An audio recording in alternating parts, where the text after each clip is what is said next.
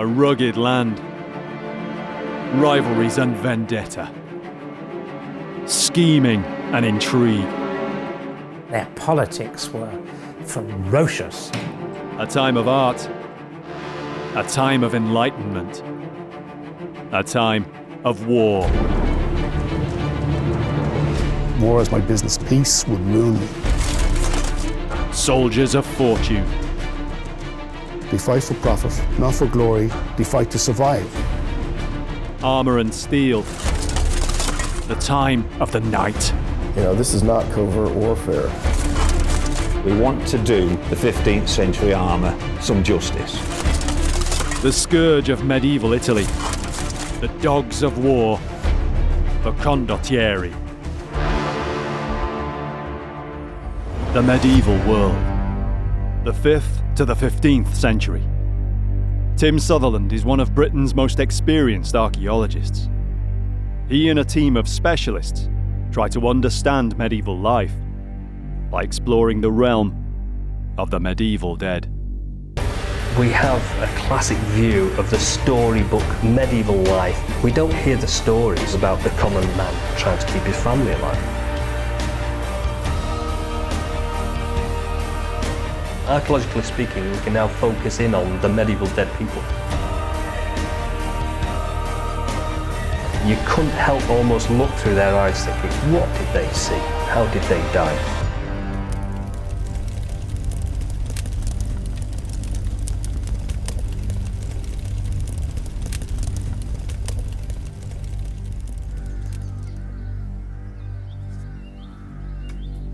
The Condottieri were the paid soldiers, the mercenaries of medieval Italy. Theirs was a world of constant warfare, the golden age of the armoured knight on horseback. It was a life of training, of pitched battles, and gallant cavalry charges, all against the backdrop of one of the richest settings of the entire medieval period. We'll explore the evidence, the battlefields, and track down the lost artifacts of the world of 15th century Italy, the world of the Condottieri. It was a time of change. After centuries of the Dark Ages, Europe was emerging and in many ways beginning to bloom in the Middle Ages. Art, architecture, science. The Renaissance took hold and blazed. Nowhere more so than the very crucible of this new cultural age. Italy in the 15th century wasn't a single country, more a region. It wouldn't be unified for hundreds of years. Late medieval and Renaissance Italy has a very special attraction. It's got a magnetism, but it was an incredibly violent time as well. It was as medieval as the Middle Ages. Beauty and violence. It's perhaps this contradiction that makes Italy so compelling.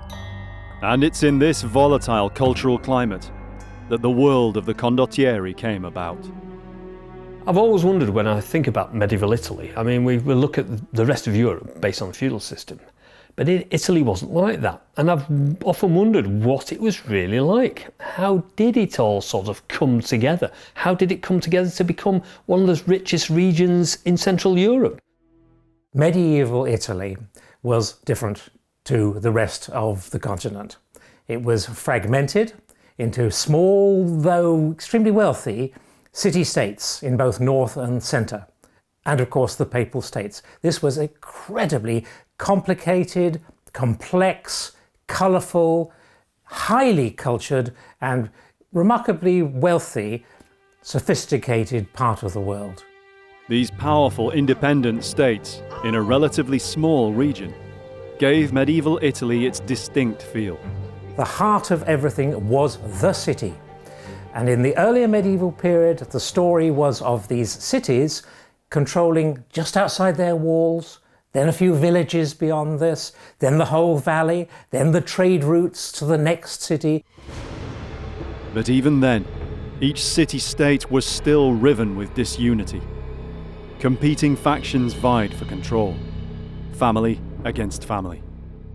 This was the world of Romeo and Juliet, of the Montagues and the Capulets, rival families bidding for domination of the city and the power and the political prestige and the money from trade involved. It was really vicious political struggles, literally cutthroat. If you found yourself in the wrong neighbourhood of a medieval Italian city, you watched your step.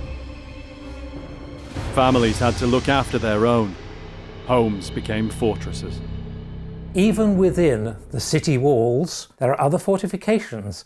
The famous towers that survive in just a few parts of Italy, these were family fortifications. Because the politics was so ferocious and competitive, families who could afford it felt the need to have a fortification in case they had to quarrel with another family. You couldn't rely on law enforcement to protect you. The city militias were as factional and corrupt as everyone else. Instead, families, merchants, anyone wealthy enough, took matters into their own hands. The stage was set for the Condottieri. They haven't got a standing army. They're winding down the local militias because of political faction fighting. So they come to this conclusion then that we will actually employ outsiders, contractors, mercenaries. The families got rich enough to think, well, this is a mug's game. Why don't I hire some mercenaries who'll do this dangerous job for me? And we get the beginning of professional soldiers, mercenaries, taking a leading role in Italian warfare. Not knights pledging loyalty, nor feudal peasants fulfilling their oaths. All of a sudden, you've got a system. You're paying somebody else to fight on your behalf, and these are mercenaries. You see this system create itself over a couple of centuries. From something that initially is quite ad hoc hiring of mercenaries, and then by, say, 1500, it is quite an elaborate system. It is embedded in political life. There are lawyers who are making their career actually facilitating this kind of a system. The name by which these warriors for hire were known was peculiar to medieval Italy. These mercenaries were led by people who had a contract with the city-state, the employer, a condotta, and they were therefore the condottieri. In other words, the condottieri was a military businessman who raised troops, having had a contract to do so from an employer, which was usually a city-state. That's what the word means. Military contractors, just like the ones we hear about today. You know, in the modern context, we look at wars of the 20th century. You know, you make the argument that the country that cannot support war economically will ultimately fail. David Murphy of Ireland's Maynooth University lectures in military history and strategic studies. He sees the parallel between the condottieri of medieval Italy and the military contractors of 21st century warfare.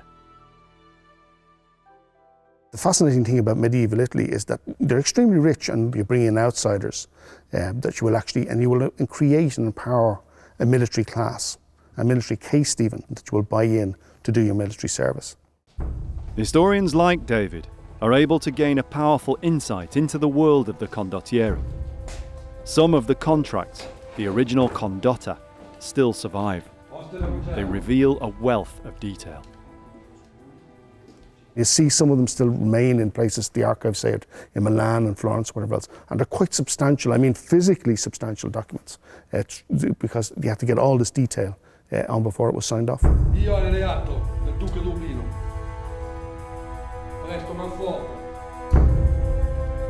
The condotta was initially a simple agreement, securing military service for say 60, 90 days, in exchange for an agreed fee, usually paid monthly in Italian florins. Huge sums, 1,400 a month in 1360. In questo momento preciso. 1,600. Abbiamo bisogno di lui. 1,800 a month by 1420. With so much money involved, and clerks, negotiators, lawyers, it's no surprise that the contracts became ever more complex. Drawing them up was an occupation in itself. You see them graduate and get much, much more complex. There will be clauses put in terms of, say, if people get injured, extra pay, what that extra pay will be. If you lose a limb, extra pay on top of that. So it gets very, very complex. And also in terms of, say, food that has to be provided, times of payment. So it goes beyond from just being a very simple kind of like text to quite an elaborate one. Most of all, the condotta stipulated exactly what kind of assets the employer was buying. What kind of fighting forces.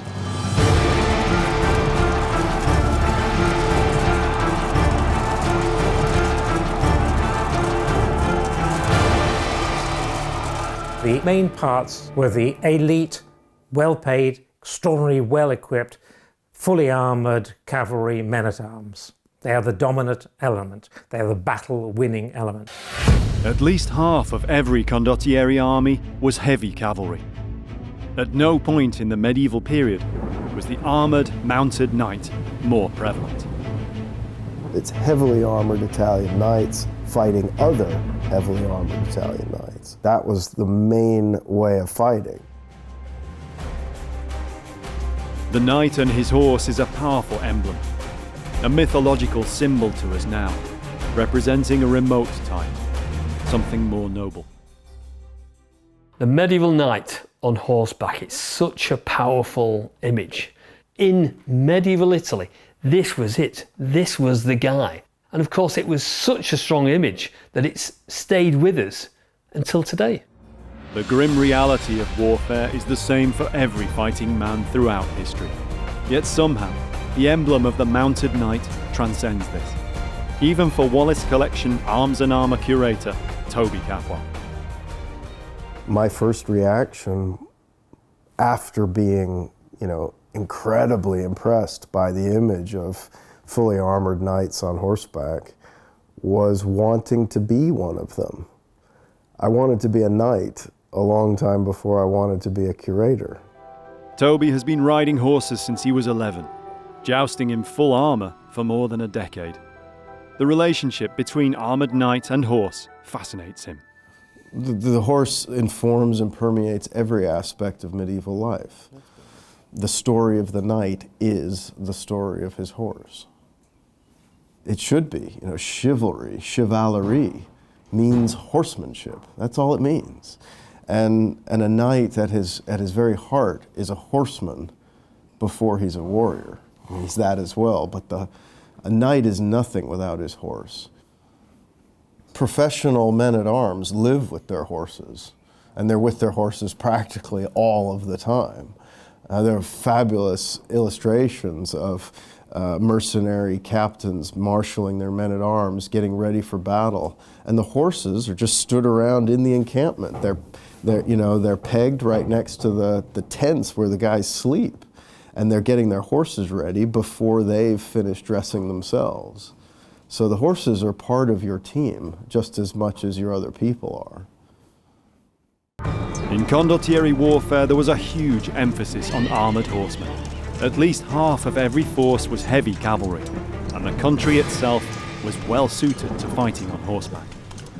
It made a lot of sense to fight on horseback in Italy for a number of different reasons. They have the Great Plains of Lombardy, which is perfect for cavalry operations. It's hot, the equipment is heavy, so fighting on horsebacks to minimize personal exertion makes a lot of sense. On the battlefield, Condottieri cavalry fought in squadrons, 20 or 30 men abreast, ready to maneuver or charge in formation. An irresistible force. They had that shock tactic, the ability to, cruise missiles, to just slam into the lines of their enemy. But heavy cavalry did a lot of other things too. They're very mobile on their horses. These are very high quality horses. They could get round an army. They could attack their opponents from the sides. And of course, they're elemental in pursuits and routes, taking prisoners, taking ransoms. That's all part of the business of warfare. En masse, Condottieri cavalry might have been unstoppable, but individually, mounted men-at-arms were not self-sufficient. Each needed assistance, to maintain and operate in complex armour, let alone feed and water his horse. Because of this, a Condottieri force was made up of small but mutually supporting teams, often comprising just 3 men.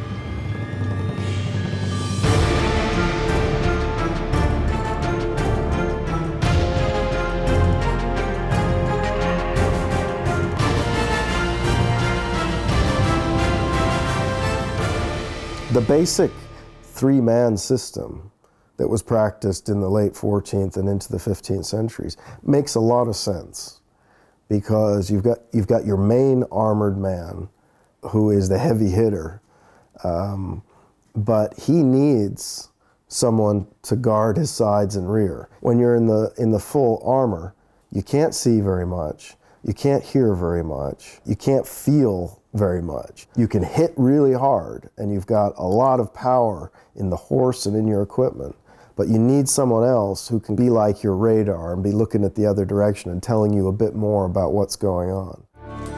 Above all, Condottieri knights had to practice.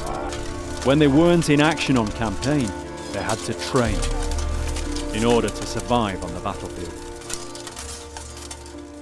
To fight well in armor and to fight well on horseback is a full-time job.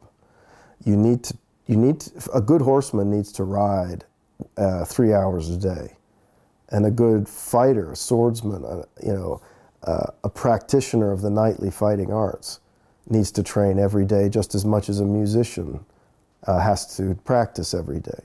So this is a full-time job if you're going to be good at it, and that's why, it's one of the reasons why knights and fully armored men-at-arms got paid more than everybody else. As well as horses, Condottieri commanders needed the best equipment their employers could afford. Most of all, this meant arms and armour. Across Europe at this period, we see there's a huge emphasis on development of armour. The Condottieri themselves fight battles not for glory, they fight for profit, they fight to get a result, they fight to survive. So with that in mind, they are willing to invest in armour development. Italian armour is generally considered to be some of the best available in the medieval period. In that respect, it's probably reached its zenith. It's the top of its game. The Wallace collection is one of the largest and most important in the United Kingdom. It contains more than 2,000 objects, with many of the finest and rarest examples remaining now anywhere. Italy is the golden age of men in full plate armor, no doubt about it.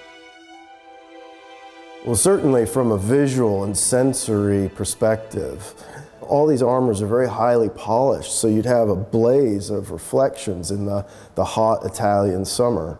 This is not covert warfare. This is the most honest, upfront, and immediate form of warfare you can imagine. The helmet was one of the most important pieces of armour. It not only protected the Condottieri, but dehumanized him to an opponent, increasing his psychological impact. By the late 15th century, the Condottieri wore the best helmet ever developed for the mounted knight, the armet. Italian knights of the Condottieri of this period were so closely associated with this helmet. The armet was defined by having these hinged cheek pieces. And this is an ingenious design because they can open up to accept the wearer's head, and then they lock closed around the lower face. So the whole helmet is really enclosing the whole head very closely, very, very well fitted, and getting all of this shape and getting this helmet to work is technically extremely difficult. This is really the best technology of the time. But it wasn't just the helmet. The Condottieri spent most of their time while employed on campaign wearing their armour. So they wanted the best protection, the most practical, the most comfortable, and of course the most prestigious they could afford. Italian armour of this period is like a Lamborghini. It's beautiful. It appears simple. It does the business. It's a classic example of where something being entirely functional comes across as supremely beautiful because you can see that it works. Original medieval armour is uncommon enough. Italian medieval armour is extremely rare. All 15th century armor is rare. I mean, almost nothing survives. Far less than 1% of everything that was made in the 15th century survives. I mean, literally hundreds of thousands of complete knightly armors were produced in Italy in the 15th century, and 13 survive? Of the very few armours that now exist, most have been preserved due to sheer fluke. A number of these in particular survived through an amazing story of detective work. Author and historical researcher David Nicol owes much of his interest in the medieval period to the work of his father. Patrick Nicol was also a writer, but he was best known for his work as an historical illustrator. One of his colleagues was an important figure of the arms and armour world in the 20th century, Sir James Gow Mann. Sir James had an illustrious career. He'd been the director of the Wallace Collection, and he'd played his part in one of the most astonishing discoveries of historic armour. In the 1930s, he visited a small village outside Mantova in northeastern Italy. Now David Nicol wants to fulfill an ambition of long standing, and in a way, to tie up a loose end some 3 decades old.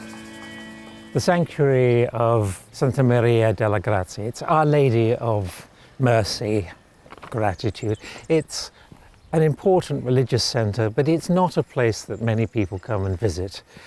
This is not a touristic area, but it is important for those who are interested in the history of armour. Indeed, my father always wanted to come here, never was able to do so, so I feel in a strange way I'm doing it for him. It's a medieval sanctuary of the Franciscan order of monks, and it's home to a unique collection. I think this is amazing.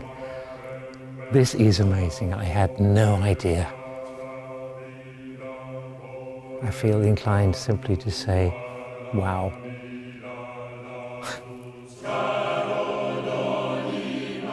Faces stare down from the walls. Faces enduring suffering. The condemned, the hopeless, the lost. The many dozens of mannequins are hundreds of years old, dating back to medieval times and after. This is a quite extraordinary place. I wanted to visit here for many, many years, but I had no idea it was quite so remarkable as this. I have never seen anything quite like it before. To modern eyes, they're more than unusual. They're grotesque, bizarre. But they're not all horrific. They're representations of people from all walks of life. Men, women, rich and poor, clergymen, soldiers. Each represents a soul saved. The figures are expressions of thanksgiving. They all tell a story. They are all donated by some person who was grateful for being saved from a sickness, disease. Sir James gazed up at these figures, just as many generations had done before him, each of them costumed as the person would have been in life. Realistically crafted in papier-mâché or wax. Maybe, some thought, a little too realistically. There were mannequins here depicting medieval knights in full armour. They looked at these statues without realizing that some of them weren't, in fact, statues. They're actual, unique suits of armour, extraordinarily rare and beautiful things covered in paint and dust and quite difficult to see. And that is, in a sense, where the story of these armours really began. Several extremely rare armours, complete suits, had lain under the noses of the locals here for centuries. The armours were carefully taken down for restoration. the wax and paint had to be painstakingly removed, almost like archaeology. I have to say, if my father had been able to come to this place, he would have been bowled over by it. But where did the rare suits of armour go? David will follow the trail to see for himself. Medieval Italian armour is rare now, but in the time of the Condottieri, it was produced on an almost industrial scale. The workshops of northern Italy would have been dark and noisy places, as the smiths worked at feverish paces to keep the Condottieri men-at-arms equipped. It's one thing to appreciate the armour for the quality and the workmanship, but what's it like to actually make? What about the people that made it? What was it like to be a medieval armourer? Beating sheet metal day in, day out. The heat, the grime, the strength to do this hour after hour, day after day. It takes an unbelievable amount of strength. And sometimes you wonder whether you're capable of doing such a thing. So I wondered what it would be like to go and have a go myself. To do this, Tim heads to Chesterfield in Derbyshire. He's come to a 21st century armour workshop, the home of White Rose Armouries. Nice to meet you, White Dave Rose Hewitt. Armouries. Excellent. Hey, shall I have a brew before we start? Kettle's on, mate. Dave Hewitt is a 21st century master armourer. So Dave, how long have you been doing this? For my sins, 32 years now. I used to be an accountant and I hated it. So I were into reenactment and I couldn't afford any armour, so I found some scrap road signs and decided to make my own. So my armour had got give way and all sorts of stuff inside on it. And I made it in my bedroom and it put a strain on me marriage sort of thing. So. But 3 decades on, Dave's work is now among the most sought after in Europe. He makes armours for museums, collectors and reenactors. I wanted to make good stuff. I didn't just want to do it as a job, because I don't think you could do this as a job. This is a calling almost. Over the years, Dave has taught himself the skills that were used in the guild-protected workshops of 15th century Italy. Today, I mean, you've got me and a couple of lads working in this little armoury here. It was nothing like that. I mean, they reckon Misaglia brothers in Italy had got permanent staff, about 3,000 of them working. But then you've got your journeyman armourers, probably another 2,000-3,000 cottage industries, specialists making hinges, buckles. Can you imagine the amount of buckles that you'd require? I've always been fascinated by armour because it's a piece of art in itself. It is, of course it is. It's you're making an exoskeleton, you're making a living sculpture. So, what are you going to get me doing today then? We're going to make a simple breastplate with a placket, typical 15th century style. One of the most vital pieces of a condottiero's armour was his breastplate. It was usually in 2 overlapping sections. The placard was the lower piece. You're going to make most of it and I'm going to watch you.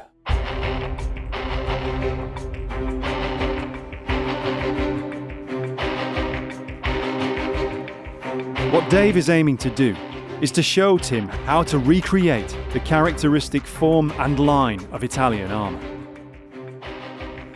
He's already marked out the basic pattern. A 15th century medieval workshop might have had some water-driven machinery, and they'd have used a charcoal furnace. For speed, Dave has modern power tools and gas fire. But the main way of creating the form of the armour hasn't changed in centuries. It's time for Tim to make some armour.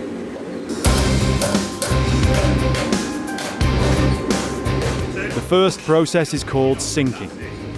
Under Dave's eye, Tim is stretching the metal into the convex shape that gives the armour its strength. Constant heating and beating keeps the steel malleable.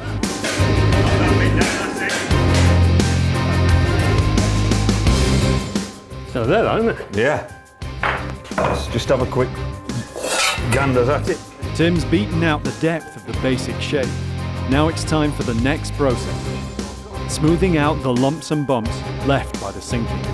For this, he uses one of Dave's special bespoke hammers.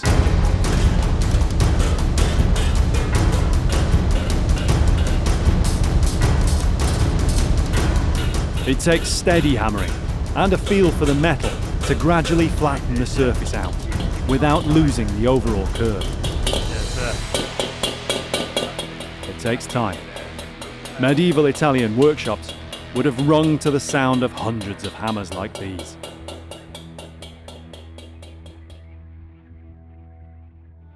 Condottieri forces were well served in armourers. Throughout the 14th and 15th centuries, Italian armour making grew to be internationally renowned. But how did this come about in such a small region? One of the reasons, most basic reasons why Milan and that northern Italy became one of Europe's most important centers for the production of armor was the geography. If you look at what you need to make armor, obviously you need good sources of iron ore. You also need forests, though. You need forests for your fires that you're going to use to make the stuff. You need forests to make charcoal. You need charcoal, the carbon in charcoal, to make iron into steel. And you also need a confluence of rivers.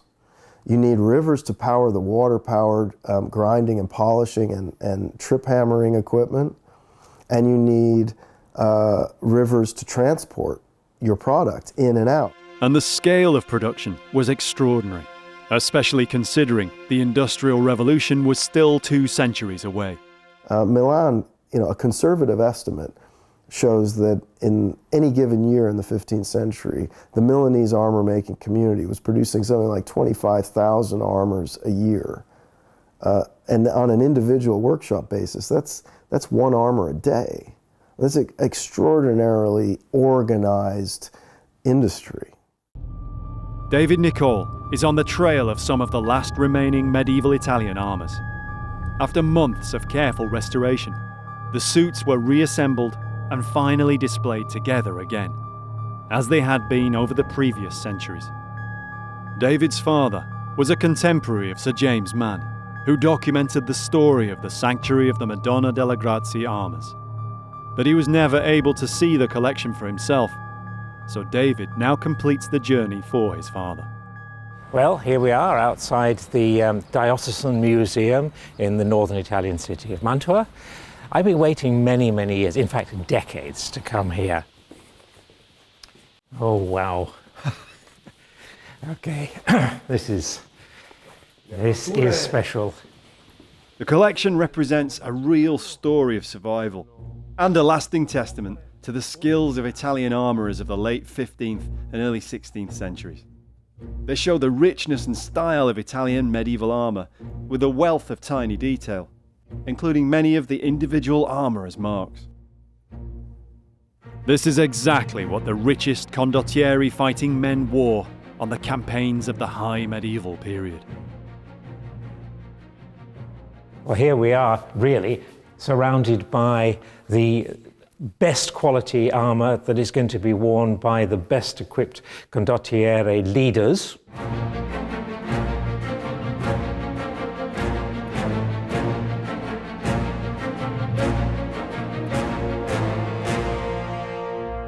This is the high point of the armour, the armourer's art, but also the high point of the Condottieri period, the pinnacle. This is what they reached as a complete military elite.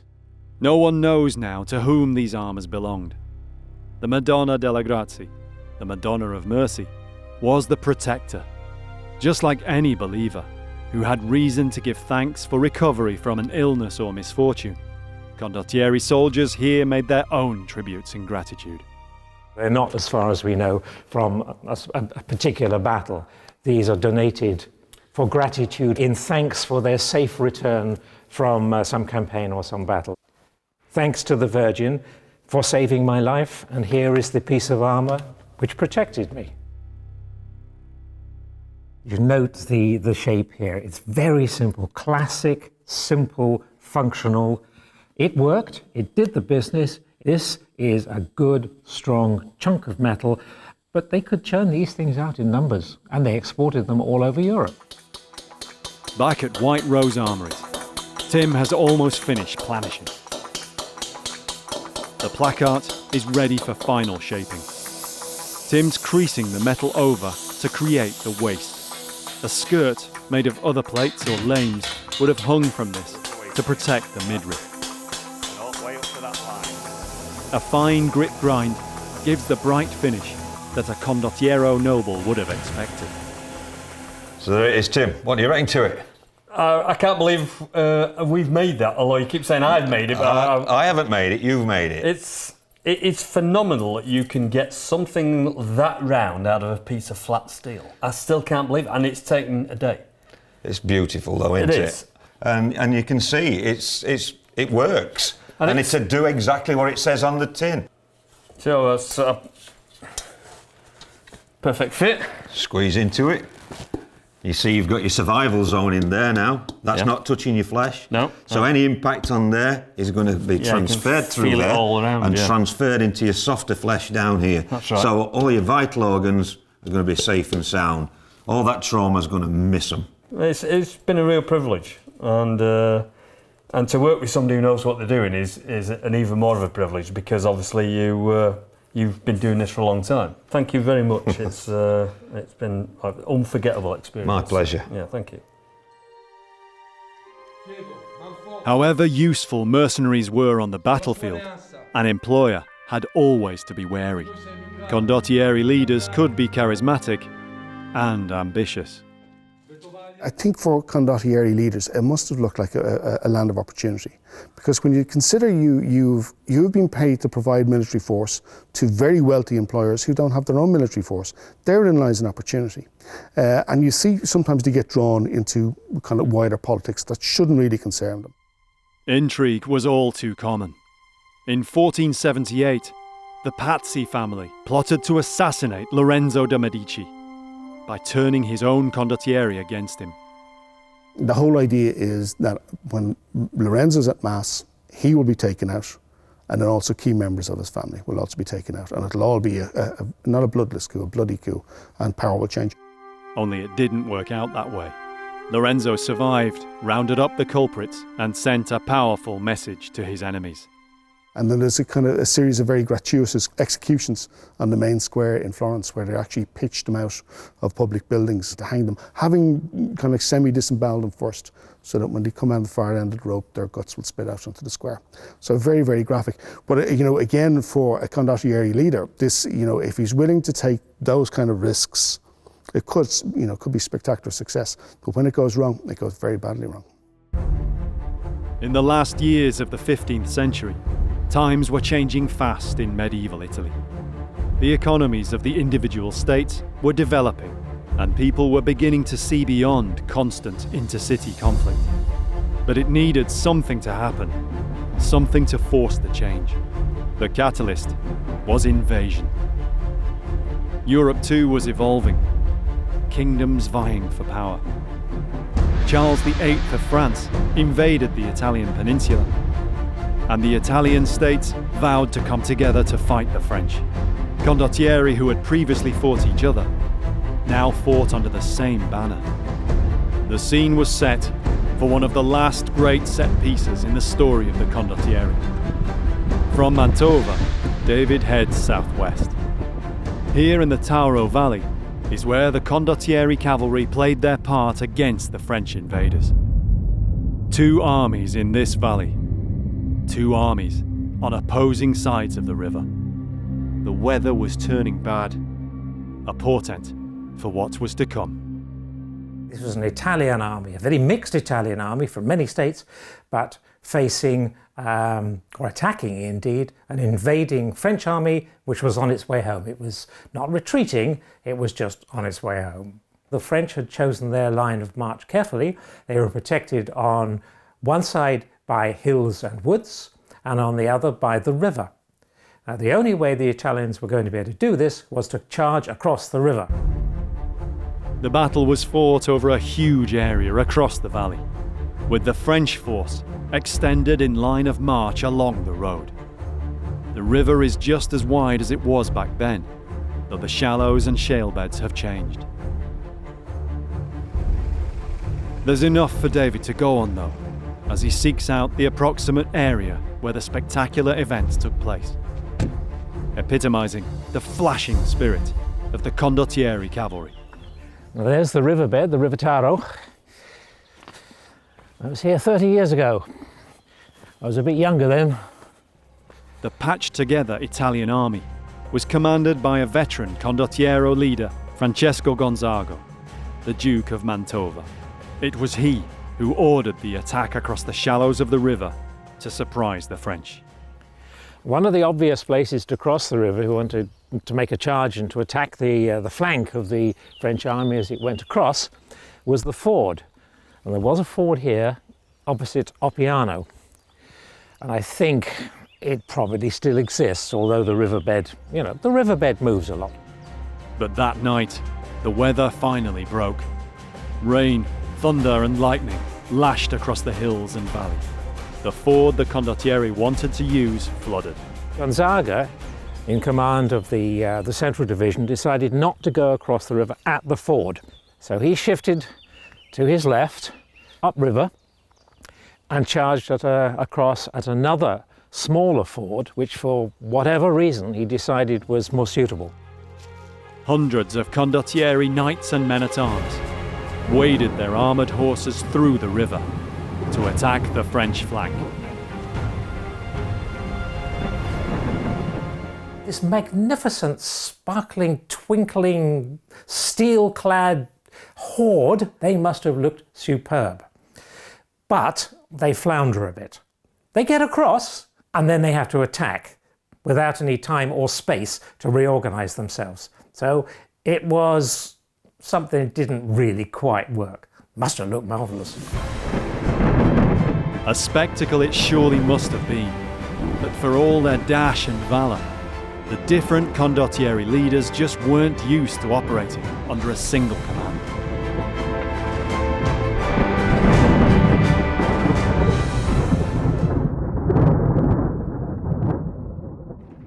This was the same old thing you find with medieval history, and also for centuries to come.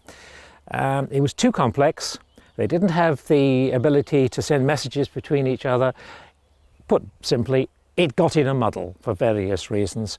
And ultimately, the battle was really a draw. A very bloody draw. It was the beginning of the end for the Condottieri. For 2 centuries, they had fought small wars, city on city, family on family. But national wars, on a much larger scale, were something they couldn't adapt to. The nature of warfare too was changing for the armoured horseman in the twilight of the medieval period. It's amazing really, because we're at the end of our period, the end of the medieval period. The knight in armour is at the top of his game. A few years later, all this fades away with the advent of gunpowder and weapons. The armour is not good enough to last against ballistics. And so what happens is all these knights in armour fade away, and that's the end. They've just gone. The Italian wars raged long into the 16th century. And in this cauldron, slowly, a sense of Italian nationalism emerged. But with it, a sense of responsibility. All classes of society were expected to contribute something, either in terms of money or effort and blood. We've got to either modernise, or we must go back to a purer idea when you don't rely on mercenaries. A man fights for his city, or indeed the whole concept of Italy. So there was a change here. It's silent. All you really have is birdsong. However, it was here that, in a way, an era ended. The era of the Condottieri.